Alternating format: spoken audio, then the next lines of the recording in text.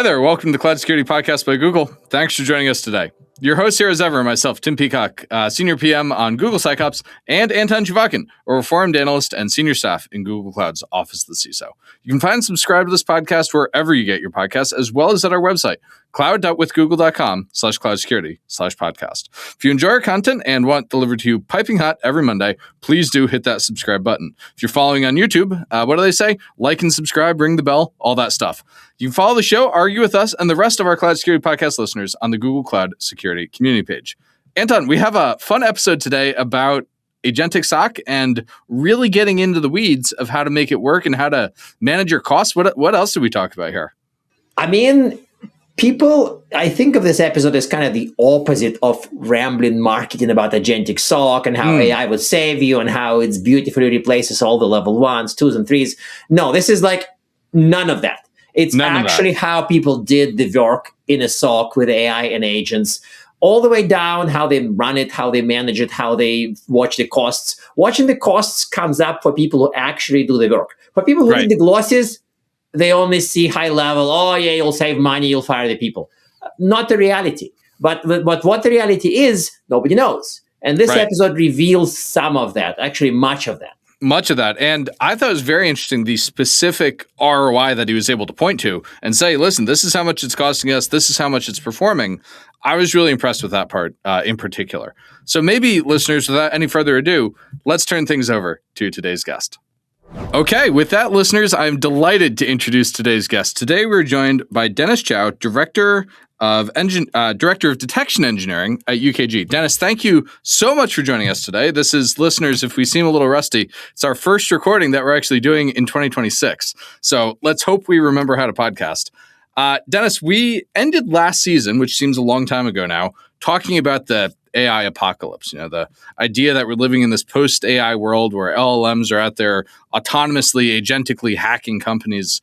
Do you think that AI-powered attacks are here as far as what you're seeing? And if so, or if they're not here yet, but you think they're coming, what's your plan to sort of live in that world and be ready to defend effectively against that? Is it better patching, better DNR? What's the plan for that?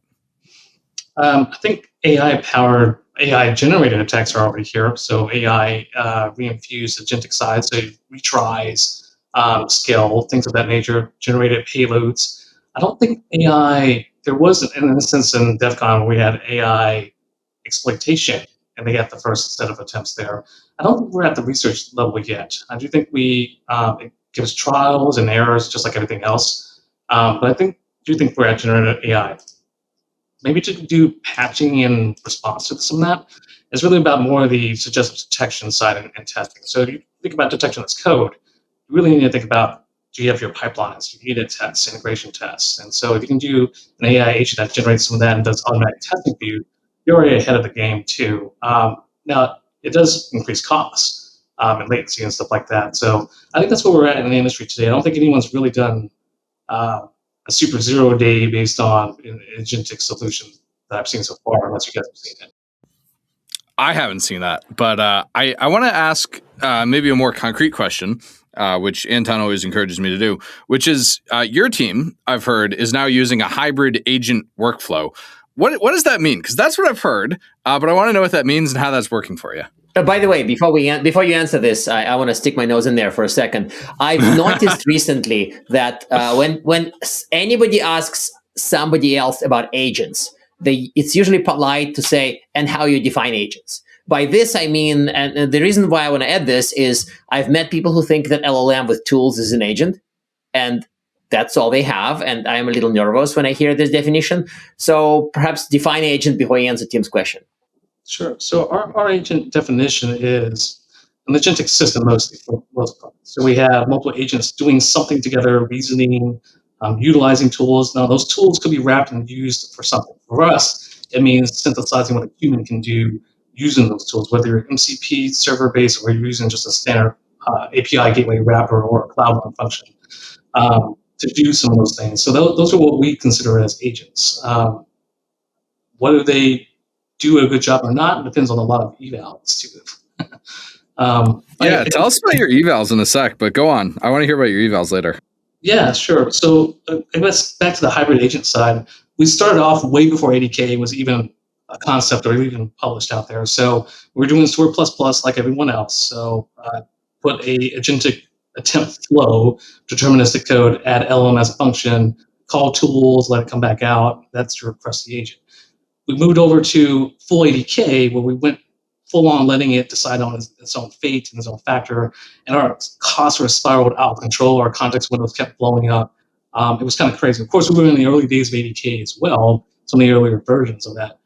Now that we've kind of updated ourselves to this, and we have additional evals, there's now pre and post hook, support, things of that nature in ADK. We moved to what we call as hybrid agents. So I coined that term from on LAL on our team that's done that. So Ana Marinas, LAL Garcia, they kind of went back to the drawing board and went, okay, what do we do about blowing this up? How do we get our cost controls down? How do we actually get it into not spinning in an infinite loop of itself, going into a 4-hour investigation of the SOC in our case? We want it down to about 5 to 15 minutes, which is our sweet spot. So we went back down and said, let's do something that's best, which is control the master flow. So the master flow being, for us, being a 7-stage pipeline step. We have a ticket operator, a decision agent. We have conditional branching using deterministic code. And we use hybrid in terms of using its own reasoning processes to create new instructions to itself. And then, of course, using ADKs, they can reflect a retry plugin to go ahead and use some of those semi-deterministic approaches there. We also let it go down its own rapid path of utilizing what we call agents as tools, just like using ADK. And so when we say one function of the SOC, you need to go down and drill into the investigation piece, endpoints, networks. Do you pivot besides using the same indicator? Those are things that we let it decide on its own and then bring it right back out to the master drawing board or a blackboard type of approach, shared memory there. From there, we actually go back into the conditional model of, did it try and fail? How many failures would it go? So we have semi-deterministic items going on there. We don't use agents as those loops for those purposes because it kind of spirals out of control. We do have another triage loop by itself as one last item. And then for a lot of our evals, we use LM as a judge. And then before it gets back to the investigation process and back, we have a final disposition agent finally making that last call. We had it against a set of post calls, almost callback with ADK in particular. And we do basic hallucinations and perplexity judgments on that, which adds to our cost too. But it actually creates a really nice disposition. And so for us, the highest level of precision for an analyst equivalent or heavily augmented analyst for automation is the final disposition. Did you make a right call for benign positive, false positive, true positive, and why? Those are our two major issues that we look at for damage control and issues around that. So when we do our sampling, we use basic Z-score model, and then we bring that back and go, okay, of 100 use cases, you might say for 95% confidence level, can you say, well, let's just sample like 30% of them, rough estimate. And then that actually adds a lot to our costs. We saw our original use case of it just doing a really decent job without the evals at around 4,000, 5,000 a month. Now we're closer to 10,000 a month. But at 120K analysts looking at 10 alerts per hour, 24/7, and when we looked at it from the last week, granted it's still seasonal holiday time, 427 alerts within that period that we sampled versus a human analyst doing the same thing. We still have 2 different scenes as we're migrating right now. And what we found was that this is still 4.5 times faster at a one-person analyst doing all the level 1, somewhat level 2 work for full investigation, and that's for a cost of 1 analyst versus having like 10. So we're working through GRC right now to see if they'll allow us to do eyes on glass, knock on wood, for that 24/7 statement. But yeah, that's what we have so far. We actually deployed this 2 weeks ago, actually. Okay, so a ton of follow-ups out of that, but I think Anton gets first bite at that apple. Yeah, I kind of wanted to, before I follow up and ask about the use cases, I wanted to basically reconfirm your answer to hybrid agent workflow means it has agentic, aka non-deterministic, and traditional coding, if then else workflow. Like hybrid means a bunch of LLM, a bunch of stuff is LLM, a bunch of stuff is deterministic. Is that fair? Yeah, that's fair. Yeah, I would say the most important part that we found that controls cost and quality for us in a more easy to guess fashion from unit testing is having the deterministic part on the outer shell of the master control flow. That master control deterministic outer shell makes a ton of sense, especially if you think about, Anton, some of the stuff that Heather was saying during her last appearance on the show about the weird directions that the LLM will go down when you don't constrain it. We had Heather Adkins come on last year, and she was talking about how in one case they tried to get an LLM to red team, and it ended up researching CPU vulnerabilities instead of using obvious stuff. So controlling the what's the right term for this? Like harebrained schemes of the LLM seems to be important. Yeah. I kind of want to, in light of that, what I want to ask is kind of a more of a use case catalog, because a lot of people, when they imagine AI and SOC, as you recall, I kind of make jokes about how I don't like AI SOC, but I like AI in my SOC. The use cases that people see is just obsessed they go to triage right away. They think, oh yeah, the machine would get all this pile of stuff flowing through the pipe, and then you can handle it, and it gives you good data. But apart from that use case, what are your AI in a SOC use cases? Sure. So right now we just got the triage and investigation portion done. It creates a escalation to our SOC so far to like the level 2Q. Now, what we have down in the pipeline, we've already got the containment portion of it. We even had it before 80K, was that we want for anything that has a true positive, high fidelity, high confidence interval, that we wanted to say, hey, high confidence means this. We have the last known true positives, at least in the last 30 days or so. And we've limited it to other things, including hard guardrails for do not contain a server in production, do not contain your VP of ops or something like that. And so we have some of those things that are en route and planned. Now, those are extremely limited. So if you look at other solutions commercially, like a 7AI or something, they're not going to want to do that. Or if they do it, they do it on very specific use cases. We plan to do the same thing in this case. Now, what's a little bit different for us, we also have payload extraction. So as the student's reasoning in some of the sub workflows, we've actually pulled PCATs from our NDR, and we've actually pulled it through and let it explode and explore itself. We also have an MCP server that we had to really struggle to keep it running. It doesn't do the best job as a full malware analysis, but we have some of that going on. So we wanted to actually do detonation and deobfuscation.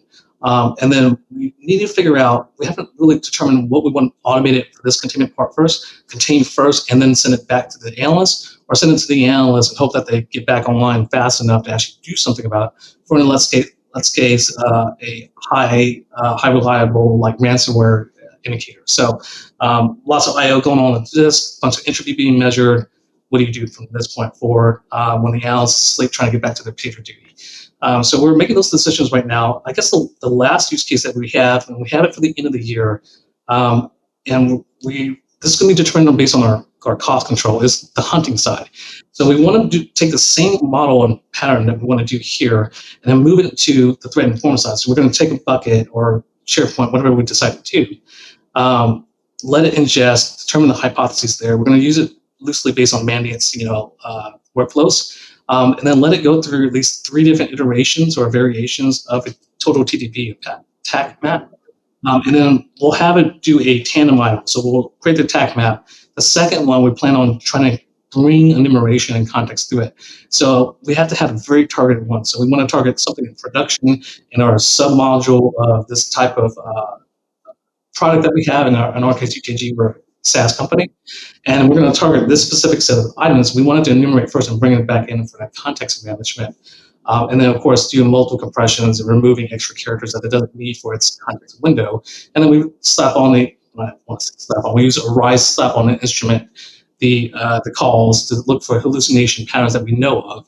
And then we move forward with that. Now, how we control that cost and variation so that today we're not quite sure yet, to be honest with you, but we do know it's going to model based on what we do and optimize on the SOC AI agent traditional analyst case. And I guess this third part, if you include DE as part of SOC, we plan on doing an agent that uses Git runners. Sorry, you include what as part of SOC? Detection engineering, sorry, DE. Oh, DE, of course, yeah. That's the usual debate about is it a peer org or a part of SOC. Yeah, correct. And so we're debating on, we know it's easy enough, in quotes, to create indicator-based detections, but we don't know how it will do with TTP-based ones that'll stand the test of time. Can it create the right statistics without hallucinating some random thing? And Does it know how to read the data and truly understand what we have in a lake when we give it to it, and let it test overnight and using Git runners? So that's kind of what we have in our planned maturity pipeline. That's a really interesting roadmap you're laying out there. I want to maybe take a step back and up-level this a little bit. So for your overall SOC, what are the metrics you're reporting up to your leadership? And then how do you think that the agent and all the agentic work you're doing is going to shift those metrics? Sure. So we have two different types, just like everyone else does. We have the one that the fancy drawings for senior leadership that they want to see. The return on investment obviously is like, hey, how much produce or throughput are we getting from this, AI agent today? And today we were seeing a 4-to-1 cost ratio. So that's not bad, but we could do better. And then of course we also see the mean time to detect in terms of not just developing a detection later on, but a mean time to triage, contain, investigate, close the entire ticket in response. We're measuring against that which is AI labeled and which ones aren't. Now, we are fortunate to have two teams today that we are funneling two different alerts to, and same use cases as reporting and migrating them to. So we have the benefit of seeing the analyst versus the AI agent. Now, on the sampling that we are doing, we were trying to figure out how to create no one knows how to really, well, everyone tells you how to do it. No one gives you a free pattern to do it and a free code set to do it. So the reinforcement learning and human feedback loop, how do you automate that? So for now, it seems kind of terrible, is that we'll still mark yes or no on labels that we have for our case management system. Now, we don't have the distinct issues around that evaluation, like which error, which degradation of functionality. And because we have a multi-agent system, roughly about 10 active, potentially up to 20 in use, depending on what kind of rabbit holes it goes to, you have to have evaluations across. So it does do go into rat holes, right? Right, yeah. You got data set on every agent, and the agent interacts with itself, and it gets kind of crazy. So we're not going to tell management about that for now. But we are going to show them that yes, based on our rough guesstimate, we're seeing like for every 10 alerts and across a spread of good use cases, that it is getting about 8% accuracy or 70% accuracy. So really, we're looking at the standard. We're teaching them the F1 score, what it really means. We're teaching them a bit about perplexity, about just like analysts get confused. There's model confusion itself. And then we do give them the caveat. LLM as a judge is one of the few ways we can get to it in a practical mean while we're instrumenting it. Oh, and by the way, the costs are going to keep going up because we have to keep monitoring its runtime. So that's what we're reporting upwards. On the back end of that, we have dynamic and static based eval. Static being something always changes. Hey, it's going to go above 10,000 a month or something. Right, or it's going to be longer than a 20-minute total runtime for its entire session management. So those are things. The other dynamic ones are about more about the prompt window sizes and the context around those. So when we talk about hallucinations, we have fixed patterns, but we also try to include feedback from the analysts in terms of we have a QA review, and we actually have comments notes in our case management. We will take those out, let LLM transform them and wash them into LLM type friendly behavior, and we'll re-inject them back into the hallucinations eval and these other evals around there to see if we see noticeable differences. Like, for instance, there's a pretty good case where you see increased latency usually results in increased hallucinations and tool order malfunction calls. And for anyone listening, our data scientists have said about 50% of our context window utilization, even in the frontier models, have seen huge hallucination, increases in spikes. So that's what we're using on our end, and then we're instrumenting with Arise. We are using Vertex as well. What you guys call trajectory-based items, we're using our own framework. And I want to remind everyone, you can't just use one framework. Precision means something different, and recall means something totally different in every single agent, and every single agent's interaction with the parent agent in the entire system. So your evals get kind of crazy. So make sure you focus on the inputs and the outputs, at least at the very edges of your use case. I like that.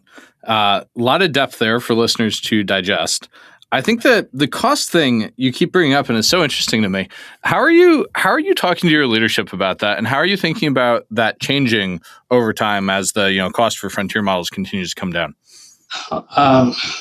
Well, we give them the idea that the the frontier models come down not because they're less complex and they offer just like the fast version versus the reasoning version of it. We also talk about in terms of efficiency and token utilization. Can you use less shots, right, in your retry attempts? Those are part of it too. We're mostly looking at also how we do compression right now. There's the different versions that everyone uses, but they all have a variation of using another ML model or an LLM to do that. So that adds back to the cost. So we go back into what we think is traditional compression, which is how many white spaces can we take away? How many extras can we take away and trim that? For that, we can just regular expression that pipeline and then reduce our costs right there. What we're also looking at in terms of telling our leadership, look, even though you may reduce costs in the operational runtime for just using the analysis, you still have security monitoring that I think everyone is really weak at still. So we might talk about Model Guard, and then Meta has their Purple Llama, right? And you look, but these are all focused on OWASP 10 LLMs and injections, but that's not enough, right? So there's always going to be a way around there. And so I think what leadership's not focused on right now in terms of the larger industry is how do you measure your runtime and how much can you sample of each size, just like a probe for flows, before it's just not worth the return on investment. So we're telling leadership right now, here's our preventive controls, here's our hard guardrails saying cause an exception handler and make it kill itself when it needs to. We have a kill switch as well, by the way, for SOC analysts. So we use a stored playbook to let it kill it. But also we tell them, look, for what we plan to have the cost maintain where it is, roughly at the cost of, we hope to try to get down to one analyst for a factor of 10. But in that one analyst, we're also going to, even though we're going to increase our cost over operations, never completely reduce it to like $40K a year or something. In exchange for that, we have multiple ways of monitoring, including the actual famous word guardrails that everyone keeps to say. And we can finally say, based on the security use case product, you can't just slap Model Guard on there. There's policies, there's latency involved in there, and there's false positives that we have less tuning capabilities of. Why don't we focus on having the monitoring portions of it and having those outliers become the SOAR automated playbooks to decide whether or not the AI agent system should continue running or skip this batch and go to the next one. So those are what we're working on today to fill in that gap. So we're going to stay roughly about a six-figure analyst in our opinion, but we're promising more value add in the back end for operational monitoring, due diligence. And we hope to bring that pattern back to our SREs to say, hey, you can also do this too. It's not just a security thing, it's performance at the same time. By the That's way, really the cost bit is interesting. Sorry for interrupting, Tim. No, go it's ahead. just like people who show up with like absolutely naive, I'll just deal with some AI SOC vendor, they sort of automatically, completely brainlessly assume that it's cheaper than what they have. But done wrong, it's really not. And it's just like, I've seen people who come with examples of it would be 10% worse and 5% cheaper, or it would be 30% worse and 10% cheaper. And I'm like, wait a second, that's not saving money. Or occasionally 10% worse and 10% more expensive. And I'm like, wait, what? Why? I mean, you need to watch the cost for some of the things. I mean, ultimately, here at Google, maybe we are not as obsessed about some of the stuff, but we are still obsessed a little bit. Tim is making the PM face. Yeah. I'm going to smack Anton with the PM stick in a second here. Yeah. I hate to do this because we're having so much fun. Anton, I think we have time for maybe one more question before we close. Do you want to pick the final question, Anton? Yeah, I want to hit the one about the use cases and rule writing, because you mentioned, of course, detection engineering hates in your title. And again, I've met some people who show up and think that we can just shovel threat intel into some kind of big funnel, crank an LLM handle, and beautiful rules that are performant, no false positives, no false negatives, just beautiful come out. I mean, that's obviously completely insane. But what is the reality of DE using AI, and what's the reality of the next couple of years, if you can predict?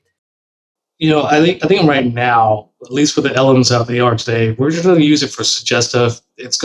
We're going to still merge our RPRs. We're going to look at our testing. We hope that you have a BAS solution to help you with your integrated testing, but we're not going to hope more than decent indicators, and let's say decent indicator-driven approaches, with a human still approving those and pushing those to fraud.